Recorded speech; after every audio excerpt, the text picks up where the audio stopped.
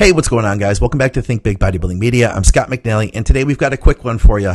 We're going to catch up with Nate Spear and his coach, Andrew Berry, leading into the North American Championships this weekend. Thank you guys for taking time out of your busy schedule to come and catch up with us, and thank you to everybody who took the time to interview for our Road to North Americans segment. If you enjoy this content, do me a favor, hit the like button, leave us a comment, and if you haven't subscribed yet, please do, because we have several programs coming out each week. We'd love to have you along for all of them. Hey, what's up, guys? Welcome back to Think Big Bodybuilding Media. I'm Scott McNally, and with me today is Nate Spear in the middle, super heavyweight, and then we've got his coach Andrew Berry over there in the airport. These guys have made some time to catch up with us just before North Americans happens. First of all, guys, thank you for taking time. I know both of you have a busy schedule. Nate, you're going to get a workout in a little later today with Jose Raymond, huh? Yeah. So Jose started his own podcast too, actually, and he's doing like these things where he's going to like traveling to gyms in the East Coast and stuff like that. And so he's traveling to the East Coast Muscle that I told you about last interview. That's my home gym now. It's sort of small, but it's like a hardcore gym, bodybuilding pictures everywhere. So he's got to come up, interview me and my buddy Matt Puglia, who's getting ready for North Americans too, 40 plus. And then we're going to like train and all that stuff. So that'd be cool. And Jose has been actually really, I wouldn't say a huge part, but I mean, he's definitely been a huge influence in my bodybuilding just because he's from Massachusetts. He judges a lot of shows in our area. And obviously, I mean, he's Jose Raymond. And when someone like at that caliber lives close to you, you know what I mean? Yeah. And we always got along and stuff like that. And we got to cover a couple shows together for Maximum Muscle Report too. So like I got to stay with him. So we got a little close, you know what I mean? And learn more about each other. So it's definitely a privilege. That's sweet, man. So Andrew, tell me, man, how's this guy coming together here? I honestly think his pictures that he's posted recently speak for itself. Typical Nate Spear conditioning, hard as ever. He's worked his ass off. He's put muscle on in the places where, the judges asked us to put it on. We actually got lucky, and Tyler Mannion was in the gym the other day, and cool. Tyler judged him at Nationals last year. And, me and Tyler developed a relationship over the years. So it's cool to just be like, hey, can I get your eye for a minute and just get your opinion? And we kind of put Nate on the spot. He was just finishing up training with someone, and, he'd already posed for a few minutes. So we put him through more poses. And, first thing that Tyler said was, oh, wow, you put that size on your quads that I talked about. Yeah. That's the first thing, the critique that I got when I went up to him after Nationals. And I was like, Tyler, what did you see out of Nate that made you put him in third place versus the second place between Ben Rafala? And also, Ben Rafala is a great bodybuilder. So if he would have said structure or something like that, or I would have been like, oh yeah, I get that. Yeah. But he just said, I want to see just a little bit more muscle out of Nate, and I just want to see a little bit, especially in the quads area. And so for him to say, the first thing out of his mouth was, he looked at his legs and he goes, oh yeah, you put that size on your legs, was, I think, real refreshing for both me and Nate to hear. Yeah. So It's pretty crazy. Yeah, we were training, so we got Junior USAs because my girlfriend did Junior USAs. And then Andrew had a bunch of clients down there, so we're like just training at the gym. There's Tyler Mannion, and then Andrew's like, "Hey, come over here and pose for Tyler real quick." I'm like, "What the fuck?" And I'm like, oh, "Shit, you can't say no to that." You know what I mean? So it's like an opportunity of a lifetime to me.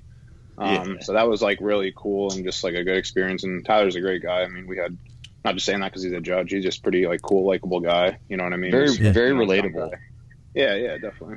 That's cool, man. So that was pretty cool. Yeah, he gave me a couple pointers, So I just posted a picture yesterday of my front double bicep, and it looks huge. And actually, that was a lot of help from Tyler.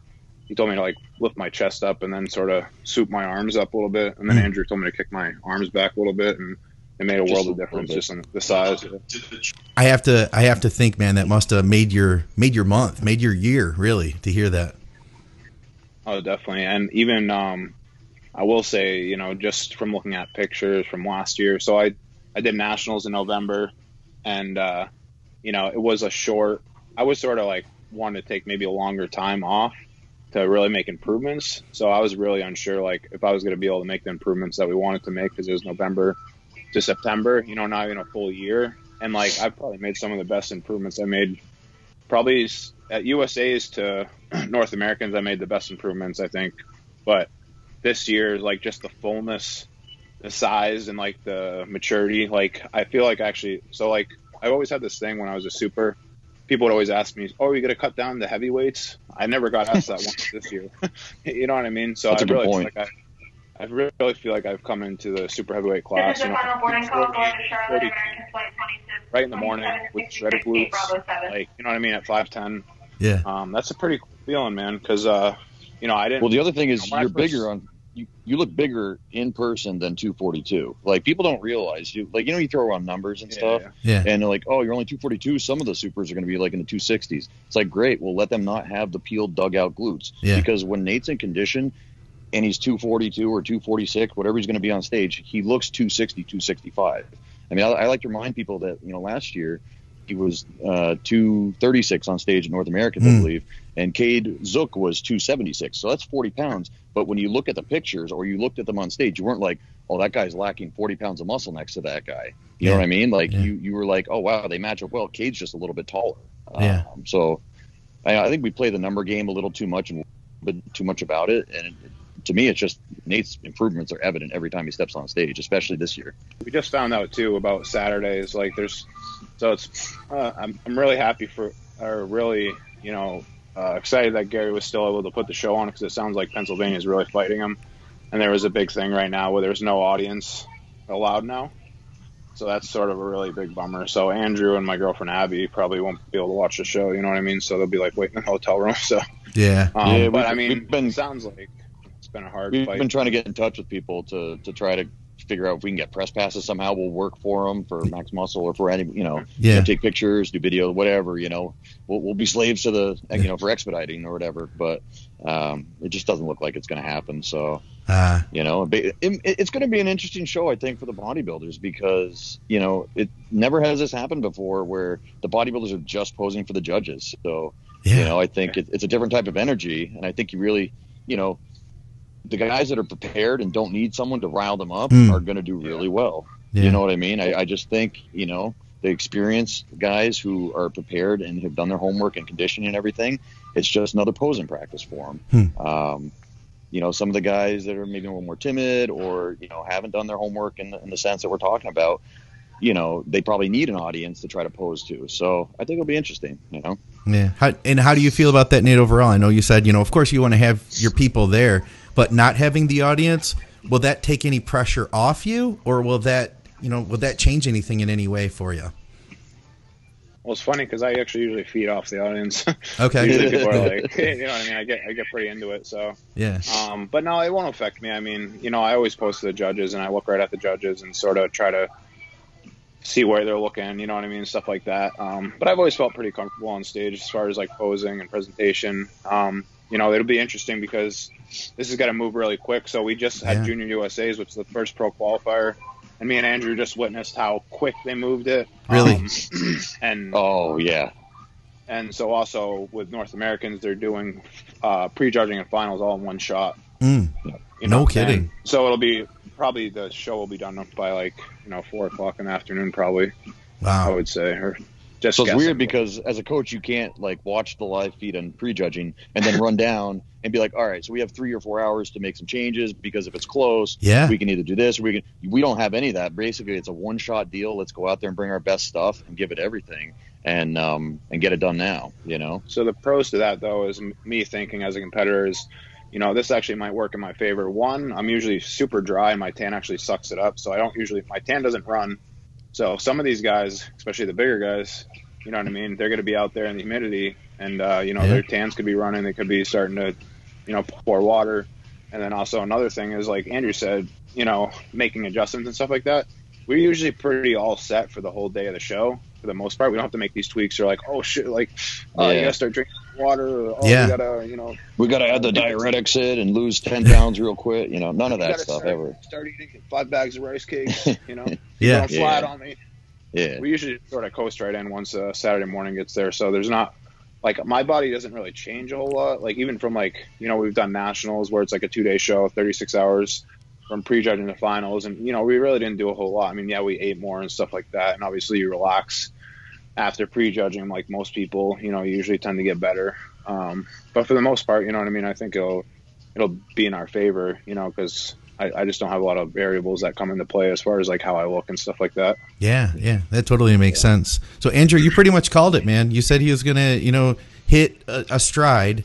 and then basically not really change weight from there, but continue improving. Yeah, I think that's what we saw. I think was it 6 weeks out that we talked? It was, I think it was like 8, actually. 6 to 8, Was it? somewhere in there. 8 weeks Yeah. out.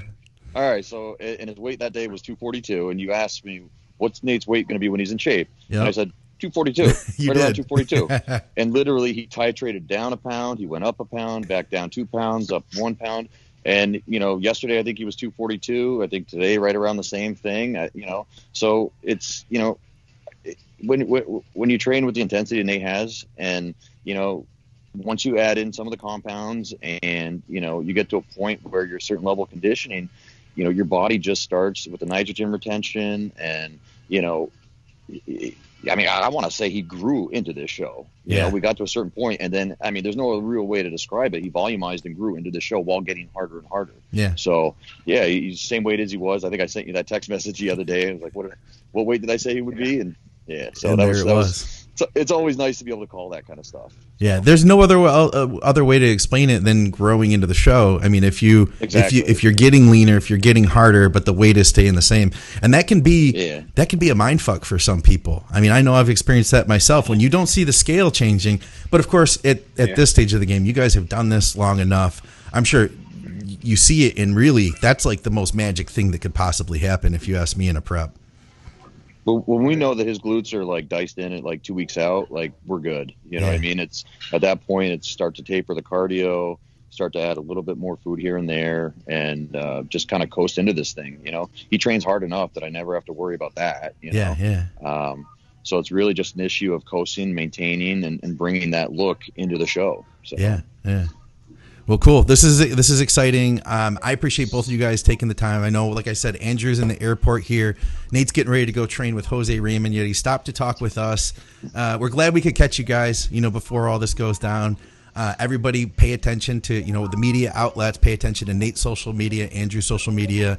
We can keep up with these guys through the week and see how things come together. I can't wait to see this happen. So thank you guys very much. Local time is now 4:00 p.m. Yeah, thanks a lot for having us. Sorry that you guys keep hearing the airline stuff behind us. It's the only way I could do this, by getting into the airport before we get on the plane. But so, Scott, thanks for hosting us again. It's always great to talk to you and promote Nate and with all the hard work that he's put in this year. So thank you. Absolutely. And Nate, man, thank you for your time. I know how you're feeling right now. Oh yeah, definitely. We're getting there though. Now I'm just running out of fumes where I'm like 5 days out. Yeah, Nate feels tired until he goes into the mirror and he pulls the shirt off and he starts 50 poses, and then he's okay. Like I can go. I feel day, better. Yeah. All right, guys. We'll see you there. All right. Thank you very much.